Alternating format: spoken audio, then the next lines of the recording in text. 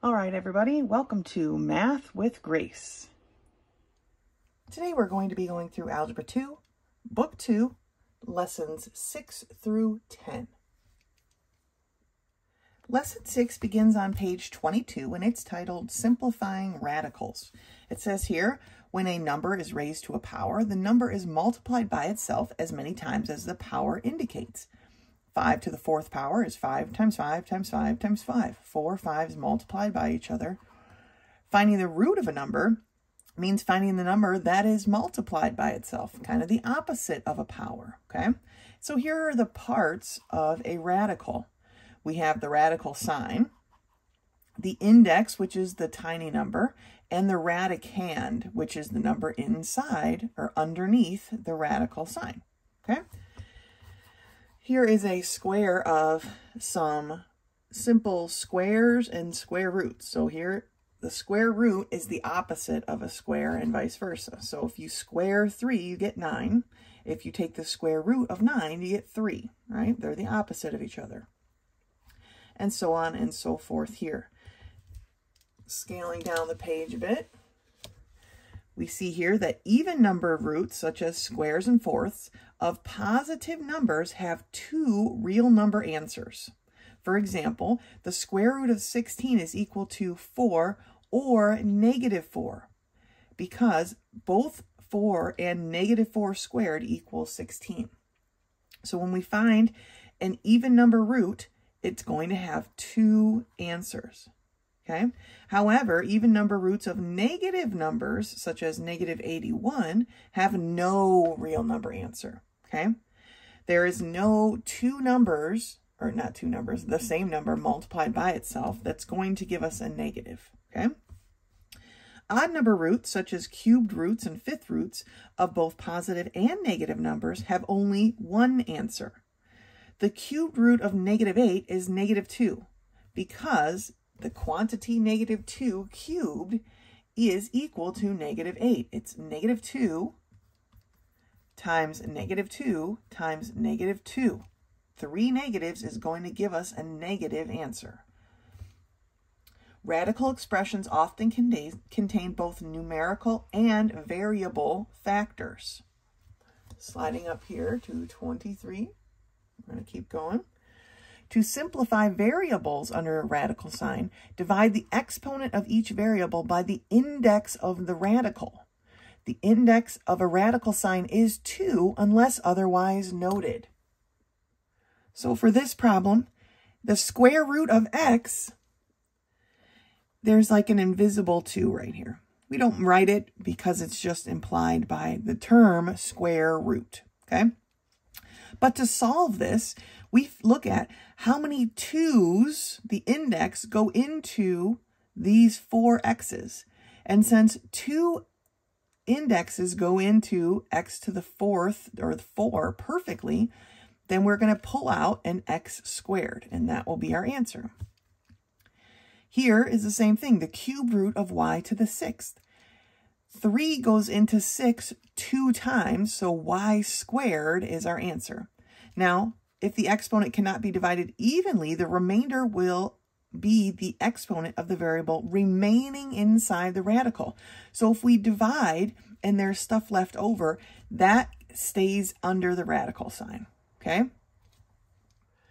So looking here, y to the 5th, the square root, right? There's a little 2 here. The square root of y to the 5th. Well, 2 goes into 5 evenly 2 times. So y squared gets to come out from the radical sign.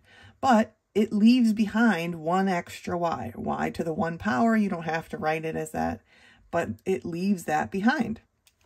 Let's take a look at some of these examples. Simplify the radical. We're going to take each piece one at a time, okay? The square root of 16 is 4, right? 4 is the square root of 16. Now, as the book says right here, technically, it's also negative 4. So we could write this as like plus or minus 4, but we got to make sure that the plus or minus is inside the parentheses, because if they just stick it out front, then it it's not the same kind of 4, okay? But the answer is 4. Most times they're going to ask for the positive answer, which is what they've done here, even though they made a point of telling you that it does have 2 answers right here. Anyway, square root of 16 is 4. The square root of x to the third, well, 1x is going to get to come out, right? But there's a remainder of 1. 2 goes into 3 unevenly. There's 1x left, and so it stays under the radical. 2 goes, this little 2 index goes into the 2 of the y 1 time, so 1y gets to come out, and it leaves nothing behind.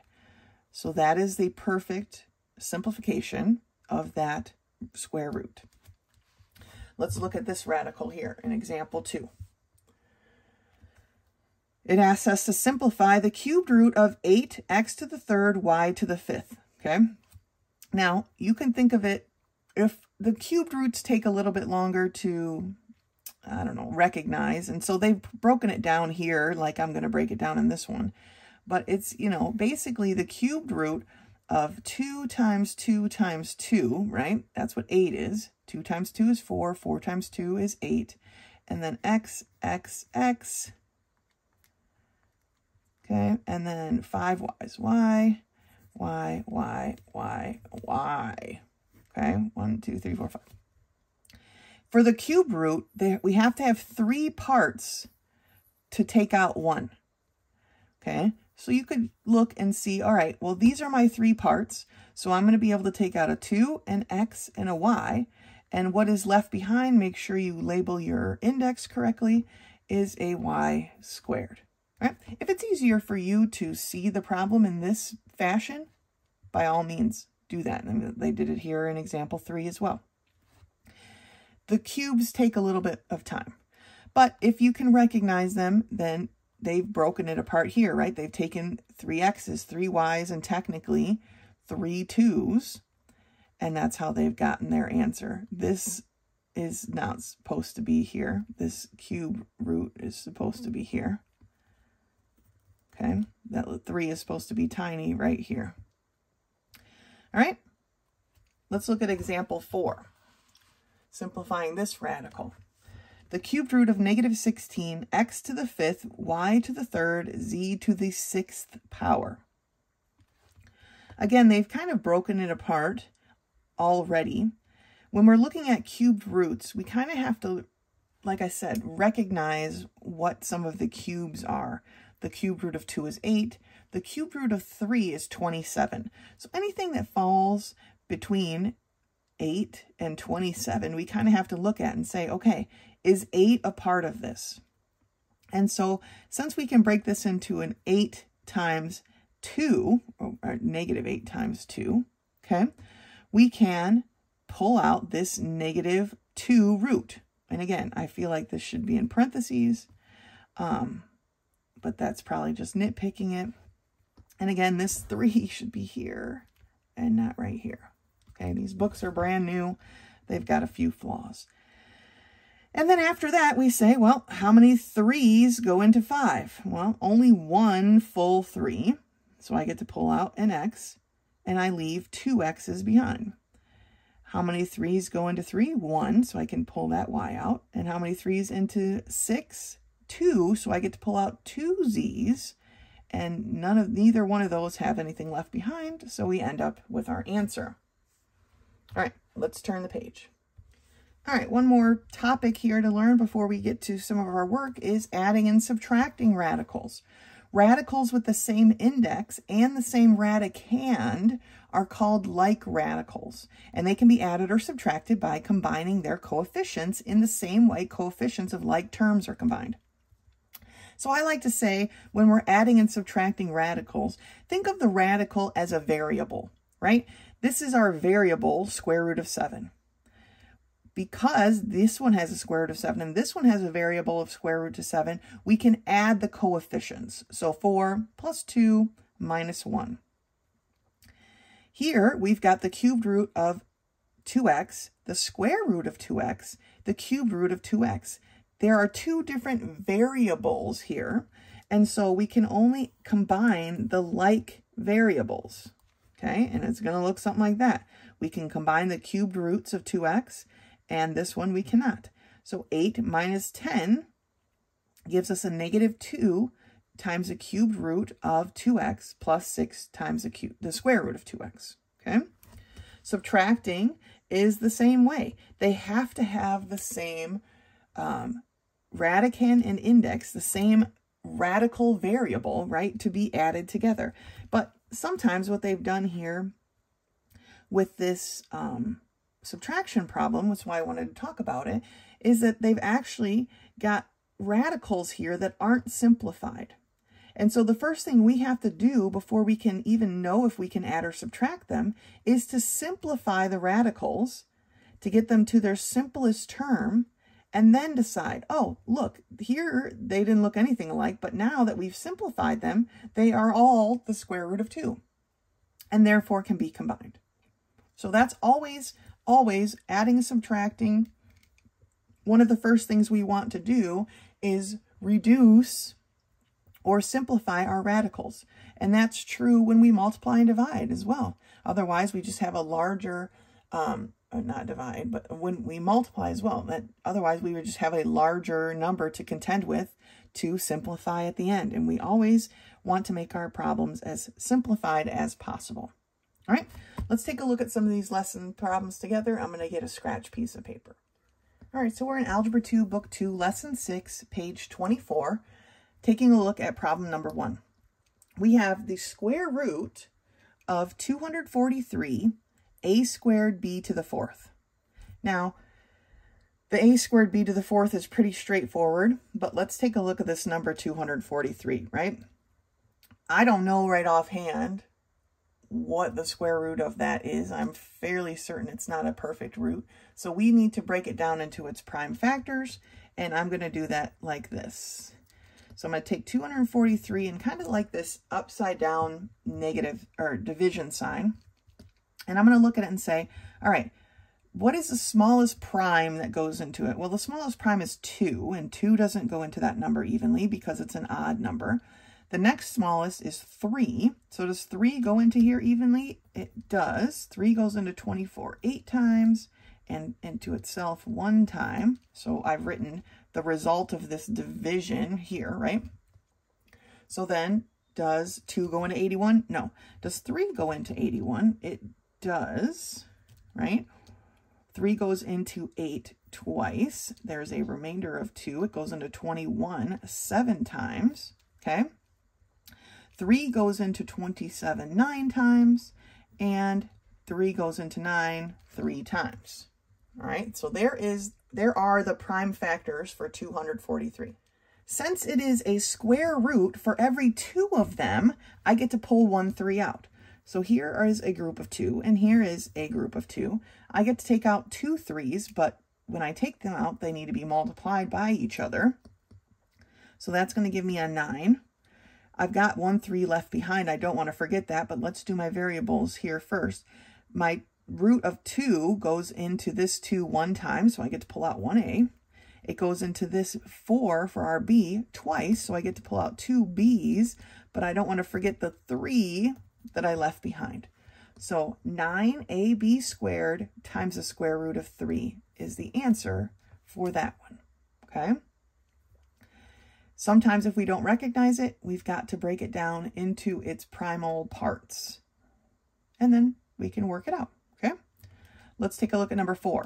We've got the 6th root of a to the 6th, b to the 16, c to the 12. All right, so how many 6's are in our a to the 6th? There's 1, right? So 1a gets to be removed. How many 6's are in b to the 16th? Well, here there are 2 6's, so b squared comes out, but I'm leaving how many behind, right? 2 6's is 12, so I'm leaving 4 behind, and I'm going to just write that right there for now. How many 6's are in my c to the 12th? There are 2 perfectly, so c squared comes out, and then left behind was that b to the 4th power. Oh, the 6th root of b to the 4th power. Don't want to forget that. That's important. Okay? Number 4. So here's number 7. The square root of 80, x to the 5th, y squared. All right. Again, 80 can be reduced, but it's not a perfect square root, but we need to figure out how it can be reduced. It's an even number, so I know 2 goes into it. 2 goes into 80 40 times. 2 goes into 40 20 times. 2 goes into 20 10 times. And 2 goes into 10 5 times. Here is a square. Here is a square.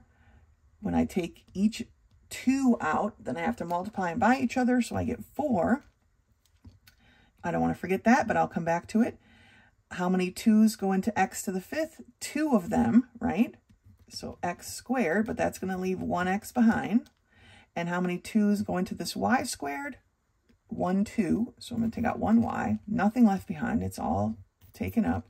But left behind, I do have a 5 and an x. I don't want to forget our left behind things. All right? Taking a look at number 9.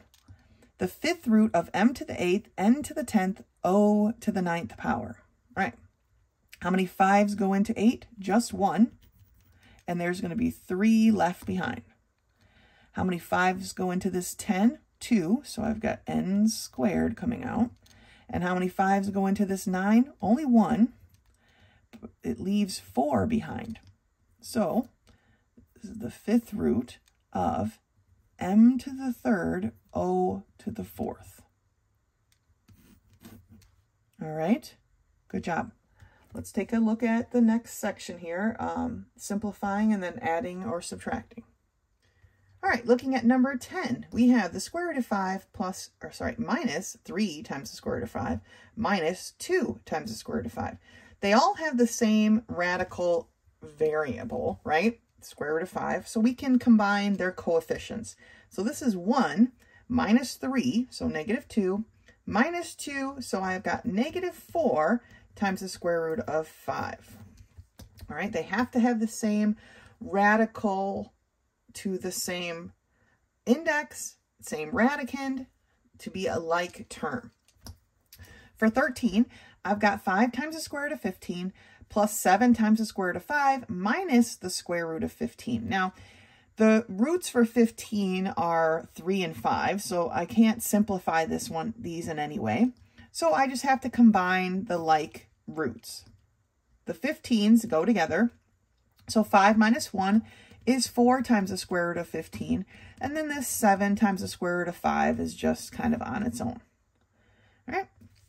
Now, looking at number 18 here, this one's a little bit more in depth. We need to figure out, is the 4th root of 48 simplified or reduced as far as it can be? And is the 4th root of 162 simplified as far as it can be?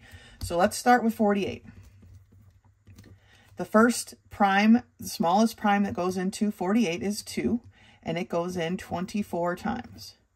2 again, 12, 2 again. Oh, I wrote 4. 2 goes into 12 6 times. 2 goes into 6 3 times. I have 4 2's. So I can pull a 2 out. So that ends up being 2 then times the 2 we take out times the 4th root of what's left over, which is 3. Or 4 times the 4th root of 3. Okay? Now, 162. 2 is going to go into that, and it's going to go in 81 times. 2 does not go into 81, but 3 goes into 81, and it goes in 27 times. 3 goes into 27 9 times. 3 goes into 9 3 times. So now I have 4 3's, which are going to come out. So then I'm going to have 3 times the 3 we're pulling out, times the 4th root of 2, because that's all that's left behind. Or 9 times the 4th root of 2. Now, the 4th root of 3 and the 4th root of 2 cannot be combined, so that is our final answer. So we need to make sure when we're working on these that we're simplifying it to its furthest, smallest simplification, right? And then seeing if we can add or subtract. All right? Good job. Go ahead and finish the rest of lesson 6, and I will see you here for lesson 7. Lesson 7 begins on page 27, and it's titled Solving System of Equations by Elimination. Now, a couple lessons ago, we solved the system of equations with substitution, right? Well, we did graphing as well, but substitution was the main way. Here's another way. It's called elimination. And the elimination method is another way to solve system of equations. In this method, the two equations are added to eliminate one of the variables. So in this case here, they've kind of set it up to make the elimination part simple. So they have 2x minus 4y equals 6 and negative 2x minus 6y equals negative 16. Now, they've stacked them, and they're stacked here as well. And basically, they're just adding the two things. So 2x minus 2x makes our x's go away. Negative 4y minus 6y gives me a negative 10y. 6 minus 16 gives me a negative 10. Therefore, my y is equal to 1. And once I've solved for one of the variables, whichever one it is, I can take that answer and substitute it back in to one of the equations. They chose to substitute it into here, which is what's happening here. 2x, they wanted their x to be a positive variable, so that's probably why they chose that one over this, right? 2x minus 4 times y, or the 1, they substituted the 1 for the y, equals 6. So 2x minus 4 equals 6. They've added 4 to both sides, right? 4 is being subtracted, so they did the opposite and added, and so that's how they got a 10 here. Then they divided by 2 to get x is equal to 5. So the point that satisfies these two systems of equation is 5, 1. All right, which is they have written right here. Let's take a look at example 2. So for this next example, they have coefficients that are equal, right? They both have a 1, but they don't have, one of them's not a negative and a positive like it was in that first example. So we have to choose one of these equations, and they chose the second one, and they're going to multiply it by -1, or basically just change the sign of every term, right? So this one became negative, this one became positive, this one became positive, and then add them together. Again, my x's cancel. I end up with 1y, and that y is equal to 4. So there's my first part of the equation. Then they substituted back in. Now, I would always substitute it into the equation that wasn't manipulated, okay? So, and that's what they also did. So they have x minus 2 times y, or 4, we substitute the 4 in, equals 5. Here's a negative 8. They added 8 to both sides. X equals 3. So the solution for this system is 3, 4. Let's turn the page. For this next example, we don't have the same coefficients or opposite coefficients on any of these. And so this one ends up being a little bit different. And what we have to do then is multiply one of the equations by a number. And when we do that, we have to multiply every term to make them work. Now, the 2 and the 4 is pretty laid out here. So you could just multiply this first equation by 2. So this by 2, this by 2, this by 2. You haven't changed the equation, is still the same equation, all right? You haven't mathematically changed anything as long as you multiply every term. But sometimes it's not that straightforward. And I mean, you could have done this one and multiplied both equations to make these both 15s, right? So it's really kind of a preference of how you're going to choose. I think that's what example 4 is, which one to work with. But in this case, they chose to work with this first equation, multiplying it by 2, which gave us 6x plus 4y minus 14. And then they added the two equations, getting rid of the y's and solving for our x, then substituting back in, solving for our y to get our solution, okay? Now, example 4 here is what I've said a minute ago, right? It's not really clear. There's not really one that's easier than the other. Sometimes we have to multiply them both, but we need to choose one to make a negative, okay? And so they chose this first equation to make into the negative portion, and they chose the y's to be their focus, and then solved, all right? At the top of page 29, is a breakdown, right? Here is a kind of like a step-by-step method to take to solving these elimination problems. But rather than read through all that, let's do some together and see how they actually work. I'm going to grab a scratch piece of paper. So we are in Algebra 2, Book 2, Lesson 7, page 29, looking at problem number 1. We are asked here to solve the systems of equations using elimination.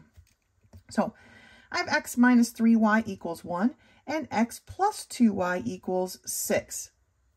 My x's have the same coefficient, but they're not opposite terms. So I need to remedy that before I can continue. And I'm just going to change the term, or the sign, sorry, of every term in this first equation. So I'm going to make this one negative, this one then becomes positive, and this one is negative, and then we are ready to go. Negative x plus x is 0, right? X's are gone. 3y plus 2y is 5y, and that is equal to negative 1 plus 6, or 5. I'm going to divide both sides by 5 and get that y is equal to 1. Now, I'm going to substitute that back in. I'm going to choose the equation I didn't manipulate so that I get x plus 2 times y, or 2 times 1, is equal to 6. So x plus 2 is equal to 6. Therefore, x is equal to 4. We subtract 2 from both sides. So the point at which is the solution for this system is the point 4, 1. All right, let's take a look at number 2. For number 2, we have 3x minus 2y equals 0. And 5x plus 2y equals negative 16. Now, this one is set up for us to just go ahead and eliminate things, right? Our negative 2y plus 2y is 0. 3x plus 5x is 8x, which is equal to 0 minus 16, or negative 16. X is equal to negative 2. Okay, there's our first part, right? We divided both sides by 8 and got x equal to negative 2. Since we didn't manipulate anything here, I'm going to go ahead and choose this one to substitute in. It doesn't matter, but I'm solving for y, so I want my y to be a positive variable, and that one's already set up that way. So I have 5 times x, or 5 times negative 2, plus 2y is equal to negative 16. Well, this is negative 10 plus 2y is equal to negative 16. Adding 10 to both sides gives me that 2y is equal to negative 6. So y is equal to negative 3, dividing by 2 on both sides. So the point that satisfies these two equations is at negative 2, negative 3. It's where those two lines intersect. All right, looking at problem number 3. We have 3x minus 4y equals 23, and 2x plus 5y equals negative 23. Now, there's no clear-cut one to choose here. We have to pick a variable and make them the same for this type of problem, this elimination type of problem. So let's do our x's, I guess. I'm going to multiply every term in this equation by a negative 2. And every term in this equation by a 3, right? We're distributing this through. So I'm going to end up with a negative 6x. The negative 2 times a negative 4y gives me a positive 8y. And that's going to equal a negative 46 altogether. And for the second term, again, I'm distributing through, right? I'm going to have a positive 6x, a positive 15y, and a negative, what is this, 69, okay? Now I can combine these things. My 6x's cancel, right? They zero out. 8y plus 15y is 23y's. And then I have negative 46 minus 69, which gives me a negative 115, okay? Dividing both sides by 23, I see that y is equal to 5. Sorry, negative 5. All right, now I'm going to substitute this back in up here. I'm actually going to substitute it in here. It really doesn't matter which one you choose, right? but that'll make this positive and we'll work something out. So I've got 3x minus 4 times a negative 5 is equal to 23. So 3x plus 20 equals 23. 3x is equal to 3. We subtracted 20 from both sides. So x is equal to 1. So my point for this equation or system of equations is at 1, negative 5. All right, let's take a look at a few more. For number 4, we have 7x minus 2y equals 6 and 3x plus 4y equals 22. Now, I'm going to manipulate the y because they're the closest ones to being close, right? And to do that, I'm going to have to multiply every term here by 2. So I'm going to write it right underneath. So I'm going to have 14x minus 4y equals 12. Okay, I multiplied each term by 2. And now this is supposed to be an x. And now I'm going to add them together, right? 3x plus 14x is 17x's. 4y minus 4y is 0. And this is going to equal 34. Okay, dividing both sides by 17, I get that x is equal to 2. All right, now I'm going to substitute this back in to the problem that I did not manipulate, which is this one. And I'm going to get then 3 times x, or 3 times 2, plus 4y is equal to 22. So 6 plus 4y is equal to 22. Subtracting 6 from both sides, I get that y is equal to 16. Dividing by 4 on each side tells me that y is equal to 4. So my point that solves this system of equations is at 2, 4. All right. Choosing one, we solve it for one variable. We substitute that back in for our other variable. Number 5. 3x plus y equals 11. 2x plus y equals 9. Y's have the same coefficient, but we don't have differing signs. So I'm going to change all the signs of the second one. Okay, I just multiplied by -1 basically, so that I can cancel stuff out. 3x minus 2x is just an x. Y minus y is 0. 11 minus 9 is 2. Boom, we got one done already. I'm going to substitute that back into this first one. 3 times x, or 2, plus y equals 11. So 6 plus y equals 11. Y must equal 5. My point for this one is 2, 5. All right. That one was pretty easy. Let's take a look at number 6. 3x minus 2y equals -3. 4x plus 6y equals -17. So this one's not super straightforward. You could choose either your x or your y variables. I'm going to go with the y because then I only have to multiply one. I only have to multiply one equation to get them to be the same, where if I chose the x's, I would have to multiply both. But I'm going to choose the y, and so I'm going to multiply this by 3. Multiplying 2y by 3 will give me 6y in the negative, and we'll be set. So I want to make sure I distribute this throughout. 3 times 3x is 9x. 3 times -2y is -6y.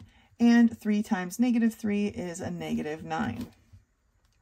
Now I have 4x plus 9x, which is 13x's. 6y minus 6y is 0. -17 minus 9 gives me a -26. Dividing both sides by 13, I see that x is equal to -2. Okay, I'm substituting into the equation I didn't change. I didn't manipulate. So I get 4 times x, or 4 times -2, plus 6y is equal to -17. Okay, so 4 times a -2 is a -8, plus 6y equals -17. Adding 8 to both sides gives me that 6y is equal to, what did I say? We're adding 8 to both sides, so -9. Dividing both sides by 6 tells me that y is equal to -9 over 6, which we need to reduce, to a -3 over 2.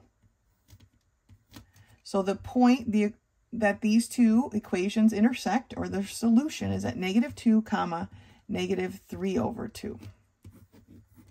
Okay, that one didn't work out perfectly, but we were still able to substitute even though it wasn't a whole number. Okay, so we're going to choose, when we're doing this substitution method or elimination method, not substitution method, elimination method, we've got to make a set of variables equal coefficients but opposite, right? So that we can cancel them out and solve for the other variable. Now, I feel like the elimination method is somewhat more time consuming than the substitution method. I feel like eventually they'll be like, solve the system of equation in whatever manner you choose. And so obviously then you can choose the manner in which you want to solve that equation, okay? But for now, when it says elimination, this is what they want us to do. Good work. Go ahead and finish the rest of lesson 7, and I will meet you here for lesson 8. Lesson 8 begins on page 31, and it's titled Multiplying and Dividing Radicals. The product property of radicals states that if two radicals have the same index, the radicands can be multiplied and the product placed under a single sign. And so that's what's represented here. If you have the nth root of A times the nth root of B, they have the same index, you can just multiply the A and the B underneath the nth root radical. So if the radicals have coefficients, then we multiply the coefficients and the radicands separately, okay? So if we're multiplying the square root of 2x times the square root of 6x to the third, we're going to multiply we put them under the same radical because they have the same index. And then we multiply the 2 times the 6 to get 12, x times x to the third to give us x to the fourth. I don't know why there's a y here all of a sudden. It does not belong. Okay, and then we have to simplify. Okay, once we multiply, we are not done. We have to simplify our radicand. So the square root of 12 is 4 times 3, right? 4 is a perfect root of 2, so we can take that out. The square root of x to the fourth gives me x squared on the outside, and then we have that leftover 3 still underneath the radical sign, okay? So a radical with a fraction radicand can be split into a fraction with a radical numerator and a radical denominator. So if there is a fraction underneath the radical sign, we can split it into 2, and this should be the nth root. We can split it into 2 radicals, okay? But we can also do the reverse. If we have 2 radicals, we can combine them, if they have the same index, into 1 radicand, like this, okay?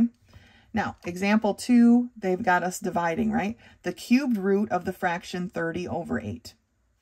Well, they decided we know that the cubed root of 8 is a perfect root, so they went ahead and split it and then found the perfect root. And there is no root of the cubed root of 30 can't be simplified at all, but that 2 can, and so that problem then is simplified. Let's turn the page.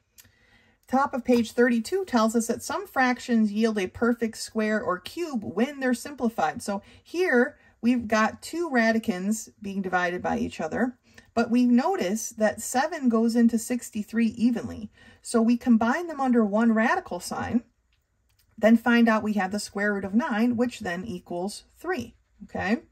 So these are things we have to look into. Can this be better simplified if we combine it under 1 radical sign? And in this case, it can. Now, they're covering so much in this one lesson, but we're also talking about multiplying binomials with radicals, okay? It says binomials occasionally contain radicals. So looking here, we have the quantity 3 minus the square root of 5 times the quantity 2 plus the square root of 5. We are going to FOIL this out. I'm going to slide this up here. We're going to FOIL this out just like we normally would any binomial, right?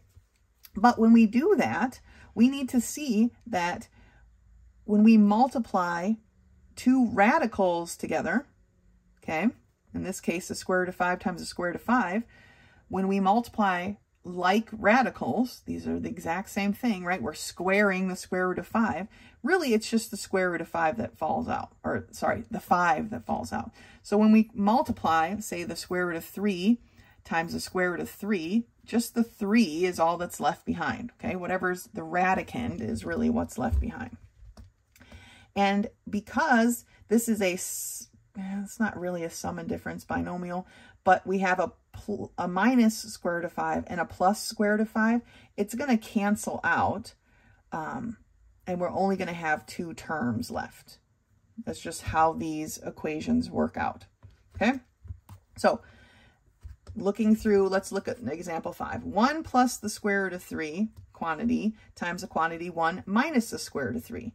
This one is a sum and difference binomial, okay? These two things are exactly the same except for the fact that we have a 1 or a plus and a minus, right? So let's do us square the first term and we're going to square the second term, right? That's how we do a sum and difference binomial. So 1 squared is 1, right? The square root of 3 squared, remember, the square root is the opposite of squaring something and vice versa. So they cancel each other out. So we're just left with this minus 3. And 1 minus 3 gives us this negative 2. Okay, so they're kind of being tricksters a little bit, throwing a bunch of different things in here for us to look at. Example 6, you can look through. They've gone ahead and given us the FOIL method, and we just need to make sure we combine our like terms and simplify when possible, okay? Now, next page, let's do some of these problems together. All right, so we're in Algebra 2, Book 2, Lesson 8, page 33. Problem number 1 is the square root of 3x times the square root of 6y. Well, because they're both square roots, we can combine their insides when we're multiplying. So we're going to take basically the square root of 3x times 6y, okay? So we have the square root of 3 times 6, which is 18, x and y. Now we have to look, is this reducible? Is the square root of 18 anything that we can reduce? Well, it is the square root of 9 times 2, right? 9 is a perfect root, so we need to take that out. That perfect root of 9 is 3. So we end up with 3 times the square root of 2xy. Right? Always need to check to make sure we're simplified as far as we can go. Number 2. This is what the problem should be. It's kind of messed up in the book. It should be 4 times the square root of 2 times 3 times the square root of 2, okay? Which is basically 4 times 3 times the square root of 2 times 2, right? Well, 4 times 3 is 12. The square root of 2 times 2 is the square root of 4, which is 2, okay? So 12 times 2 is 24. Ends up being our answer for that one. Simplifies all the way down to no more radicals at all. Number 3 is the cubed root of 4ab squared times the cubed root of 2b. So we are going to combine them into one cubed root, and we have 4 times 2, and then a b to the third power, right? B squared times b is b to the third. So we have the cubed root of 8ab to the third. We know, as we've been talking here, that 8 is a cubed root we should recognize, and that is a 2. The cubed root of b to the third is b, and then we have the cubed root of a left behind. Okay? For number 4, we have 5. This is, again, number 4 is messed up in the book. It should look like this. 5 times the square root of 2xy times 3 times the square root of 6yz. Okay? So it's going to be 5 times 3 times the square root of 6 times 2. I know I switched those around, my bad. X, y squared, z, right? X, y squared, z. So we've got 15 times the square root of 12 x, y squared, z. Now we need to look here and see, is this a perfect, or not a perfect, but is it reducible? 12 is 4 times 3. So yes, because 4 is a perfect root that we can pull out. So I'm going to have 15 times 2 now, right? Square root of 4 is 2.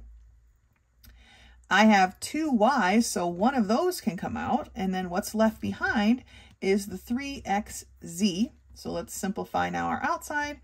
And I get 30y times the square root of 3xz. All right, always need to be simplifying as far as we can. All right, let's take a look at some more. All right, looking at problem number 5. We have the square root of 48 over 9. Now, we need to recognize that the square root of 9 is a perfect root. So what we're going to do is break this into the square root of 48 over the square root of 9. Now, something this section hasn't talked about, so I assume it will be in a lesson further on, is that we cannot leave a radical sign in a denominator. It is against mathematical rules. In all of the cases for your homework, that really doesn't apply because they all cancel out. But there will come a time in the future that we need to do one extra step. I guess we'll talk about that later. But let's see, the square root of 48 divided by the square root of 9. Now I know the square root of 9 is 3, right? But what about this 48? What is 48 made of that can be broken down into parts? Well, let's take a look. 48, the prime root of 2 goes into 48 24 times, right? It goes in, 2 goes into 24 12 times, 2 goes into 12 6 times, and 2 goes into 6 3 times. So because we're talking about square roots, we have to take 2 each. 2 2s, right? 2 sets of 2. So 2 times 2 is what we're going to end up with. That is a 4 when we pull it out, right?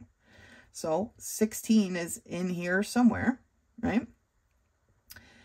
And we're leaving behind that square root of 3. So 16, 2 times 2 times 2 times 2, 16 times 3 is what 48 is made of, all right? That's one that they use very often. So if that one can kind of stay in the back of your mind, when you see the square root of 48, it would be helpful to know that it is 4 times the square root of 3. My denominator is now a 3, and this is reduced or simplified as much as we can.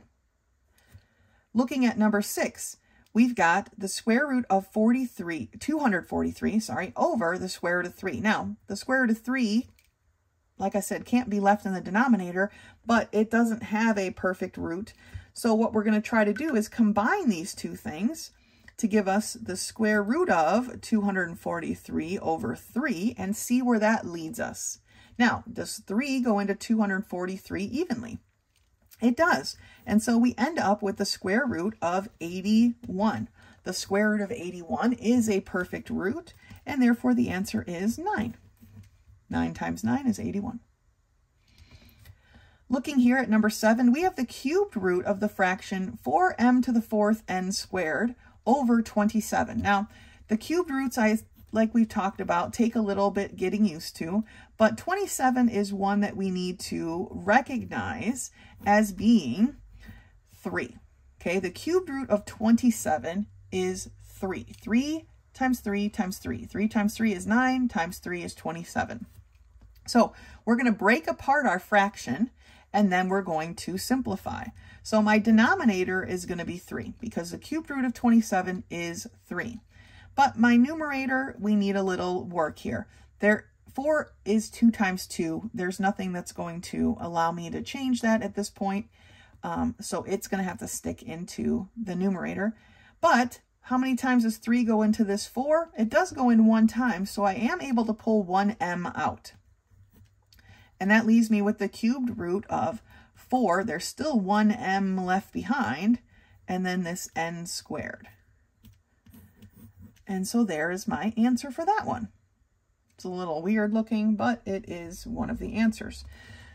Now let's take a look at the next section here, multiplying and simplifying. Looking at number 9, we have 6 kind of looks like I wrote -6, but 6, the quantity 6 minus the square root of 2 times the quantity 5 plus the square root of 2. So we need to just FOIL this out, right? So first, tell me I have 6 times 5, or 30. O is the outers, so 6 times the square root of 2, so plus 6 times the square root of 2, right? I mean, if you think of square root of 2 as like a variable, right? We just multiply them together. Then I have the inners, which is negative square root of 2 times 5, or negative 5 times the square root of 2. And then the last. So negative square root of 2 times the square root of 2 is going to give me a negative 2. Same exact radical, so I just pull the radicand out. And now I combine my like terms. 30 minus 2 is 28. 6 times the square root of 2 minus 5 times the square root of 2 gives me a positive square root of 2. Now you can write a 1 there if you're more comfortable, but it's just a square root of 2. And that's our answer. For number 10, same method here, although we have a sum and difference binomial. So we're just going to square the first term and square the second term. 4 times 4 is 16. Negative square root of 3 times a negative square, or times a square root of 3, sorry, is just a negative 3. Right? The radicand comes out. 16 minus 3 is 13. Solved. For number 11, we have the quantity x plus the square root of 7 squared. So here we're going to square double square. X squared is x squared. Double means we're going to multiply x times the square root of 7. So x times the square root of 7, and then double it, which is going to give me 2x times the square root of 7. And then we square the square root of 7. Okay, when you square a square root, the radicand just falls out. And that is done. Okay, let's take a look at some more of these type. All right, for number 12, we have the quantity 5 plus the square root of 3 times the quantity 4 plus the square root of 3. So we're FOILing it out. 5 times 4 is 20. 5 times the square root of 3 is a positive 5 times the square root of 3. Square root of 3 times 4 is 4 times the square root of 3. And square root of 3 times the square root of 3 is just 3. The radicand just pops out. So we've got 23 plus 9 times the square root of 3. They are not like terms, so we can't combine them any farther, okay? For number 13, again, we're going to FOIL it out. X times x is x squared. X times 3 times the square root of 2 gives me 3x times the square root of 2. Square root of 2 times x is x times the square root of 2. Remember, we always want to write the things not in the radical sign to the left. Otherwise, it might look like they're underneath when they're not supposed to be. And the square root of 2 times 3 times the square root of 2. Now, we know that the square root of 2 times the square root of 2 is just 2. So when we pull that out, we need to make sure we multiply these two things together. So we have x squared, and then I have 3x times the square root of 2 plus x times the square root of 2, which gives me 4x times the square root of 2. And then 3 times 2 is 6. And that's our answer. Last one, number 14. I have the quantity 3x minus the square root of 5 times the quantity x plus 2 times the square root of 5. FOILing it out. 3x times x is 3x squared. 3x times 2x, 2 times the square root of 5 gives me 6x times the square root of 5. Okay? Negative square root of 5 times x is negative x times the square root of 5. And negative square root of 5 times 2 times the square root of 5 makes this a negative 2 times 5. Okay? That radicand falls out. So I have 3x squared. 6x times the square root of 5 minus x times the square root of 5 gives me 5x times the square root of 5. And then negative 2 times 5 is negative 10. Phew. All right. And there's our answer for that one. Okay? So sometimes we just have to use the FOIL method. Sometimes we can recognize our sum and difference or our perfect squares. When we are simplifying up here, when we have fractions, we can separate them or put them together to help us simplify. And really what happens overall when we're doing these kinds up here is we need to make sure we are reducing as far as we possibly can. Okay? Good job. Go ahead and finish the rest of lesson 8, and I will see you here for lesson 9. Lesson 9 begins on page 35, and it's titled Graphing Two Variable Linear Inequalities. And it says the solution graph for a system of two variable linear inequalities is the intersection of the solutions. And so what does that mean exactly? Well, on this graph here, they graph these two lines. This line belongs to this one. And remember how I like to make sure we're representing and I know what line belongs to what. And this line belongs to that equation. They've shaded the appropriate areas, but the only solution that actually matters here that is for this system is where they are shaded together. Okay? The part that both of them satisfied is the solution set for this system of equations. Okay? So before the inequality can be graphed, it must be arranged in the slope-intercept form, which is what they're talking about here. Now, in your book, you need to make this a 4y, otherwise this doesn't quite work. And so they forgot the y there.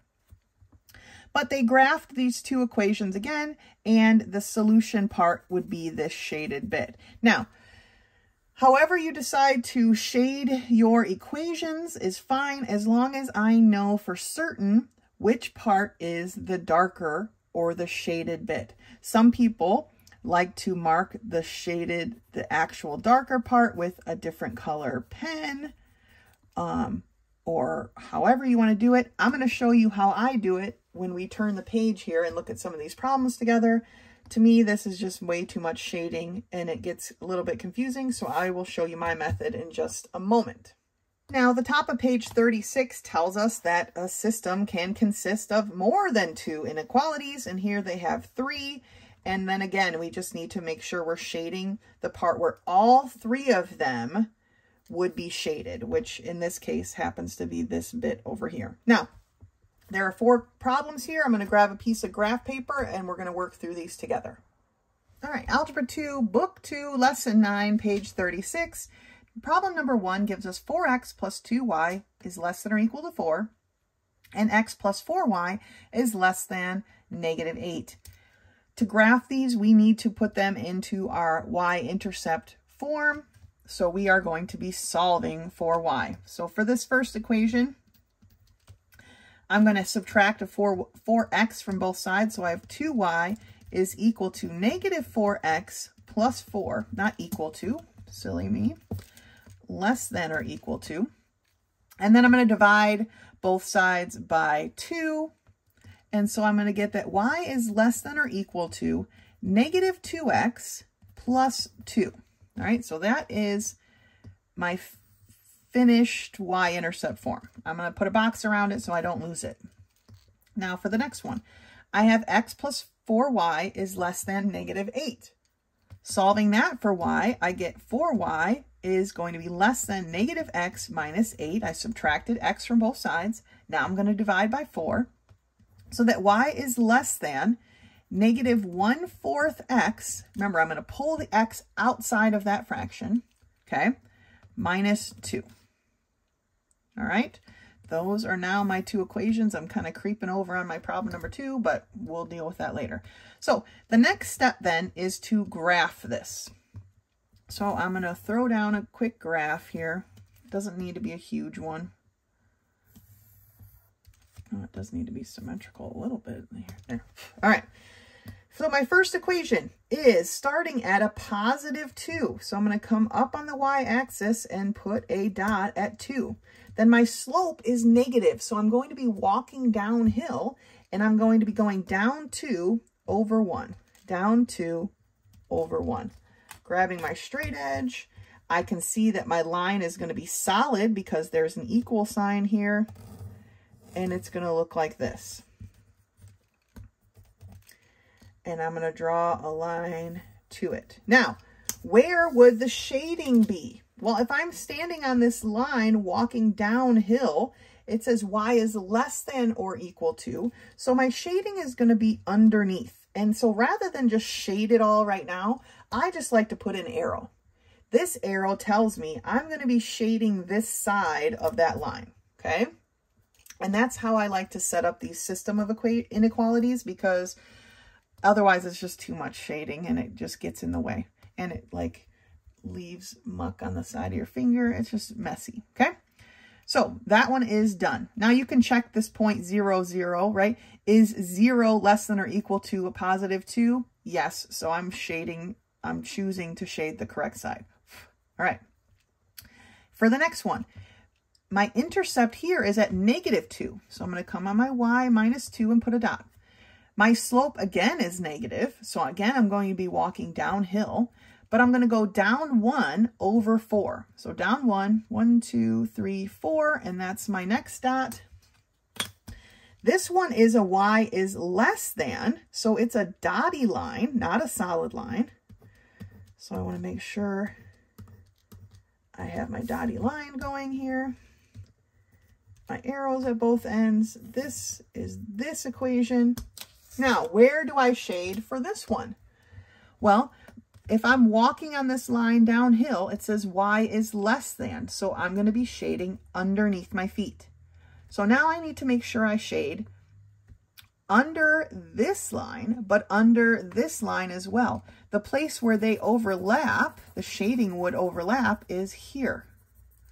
Okay, so now that's how I like to do it. Now, again, you can shade all of this space and then darken this, make sure this spot here is super dark, or you shade it with a different color. People used to do that. This is how I will be doing it in class and in these videos.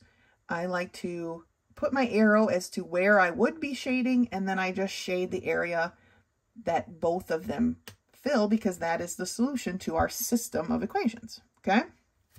All right, looking at number 2, I have x minus 3y is less than 3, and y is less than or equal to 0. This one needs to be changed into my slope-intercept form.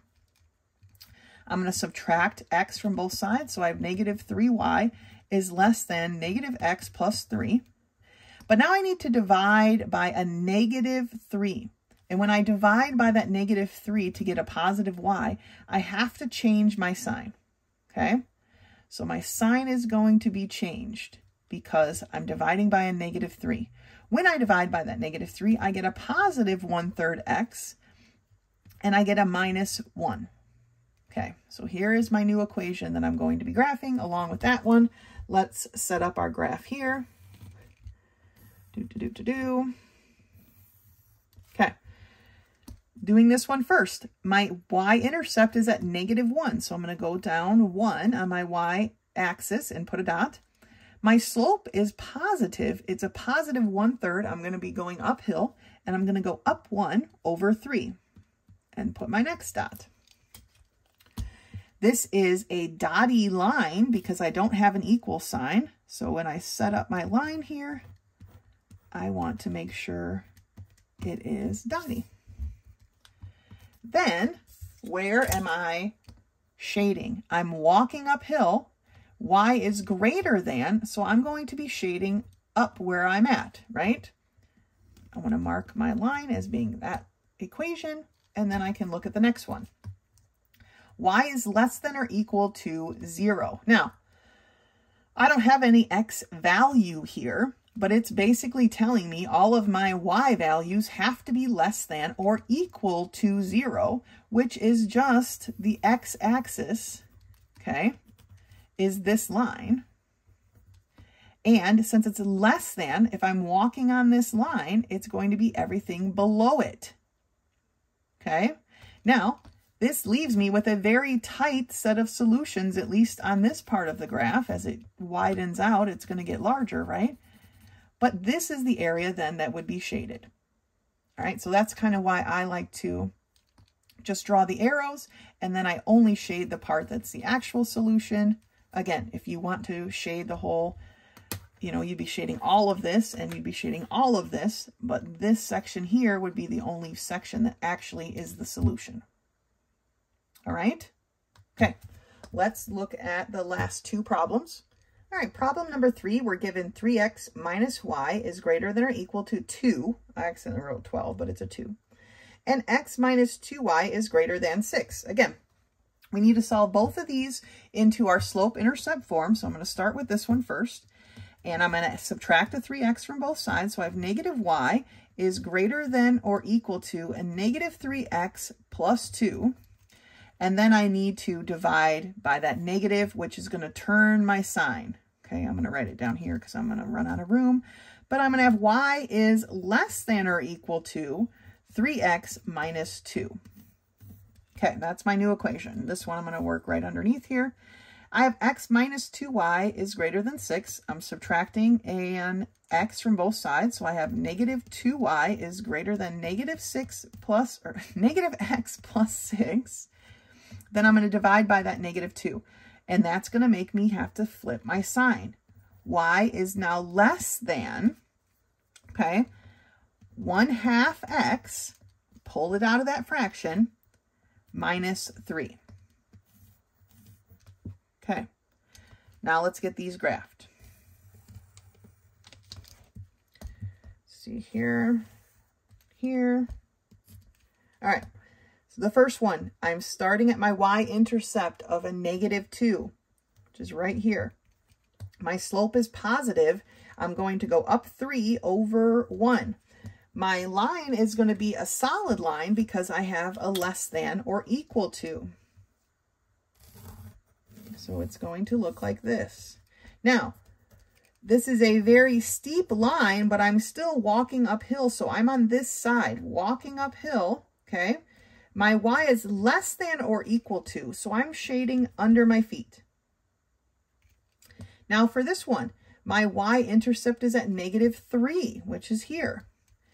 My slope is positive, up 1 over 2. So I'm going to go up 1 over 2. I'm going to do one more just for safety. But this is a less than symbol, so that tells me that my line is going to be a dotted line. So it's going to look like that.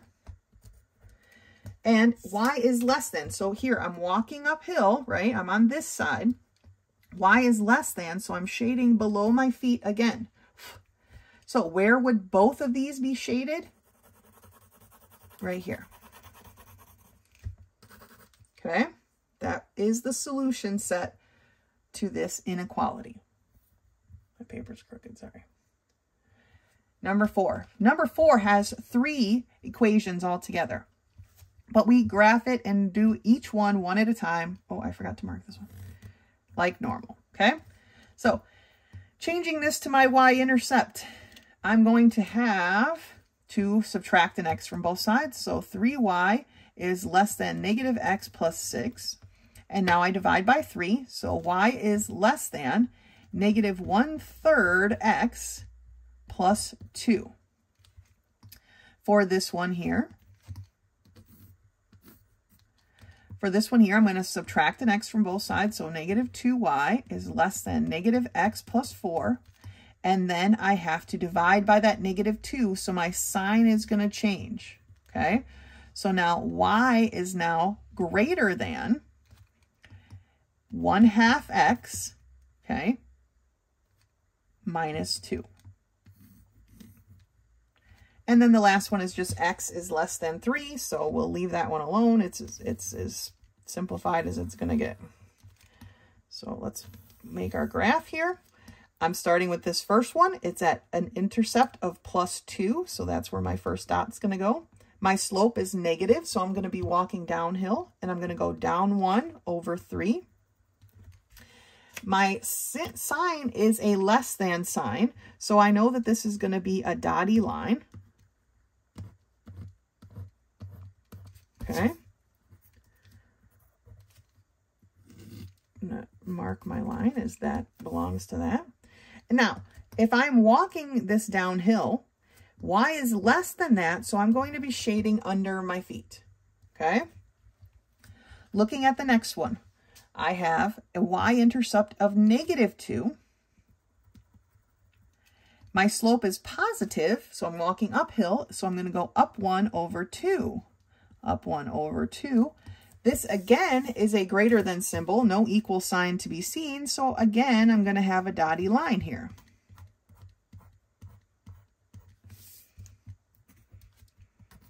I'm going to mark my line. This one belongs to this. I'm walking uphill. My y is greater than, so I'm shading where I'm standing. I'm shading my side of the line. And the last one is x is less than 3. The solution set for this is everything where x is less than 3. So at x equals 3, we're going to have a dotted line. Okay, like that. And because we need the less thans, we're shading that side of the line. So for my x is less than 3, it's all of this.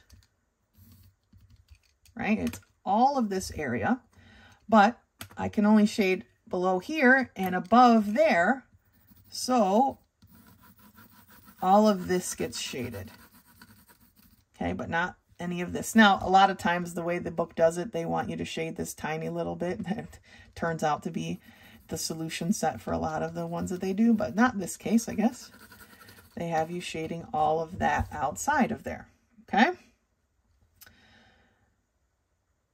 However you decide to shade, it just needs to be clear what you're shading.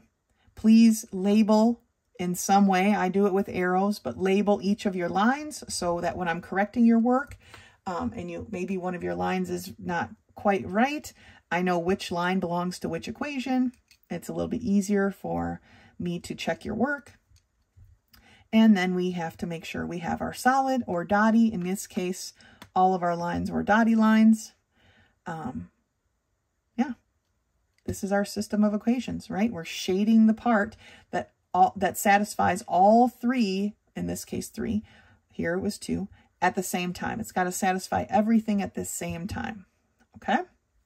All right, go ahead and finish lesson 9. If you have any questions, please do not hesitate to contact me. Otherwise, until next time.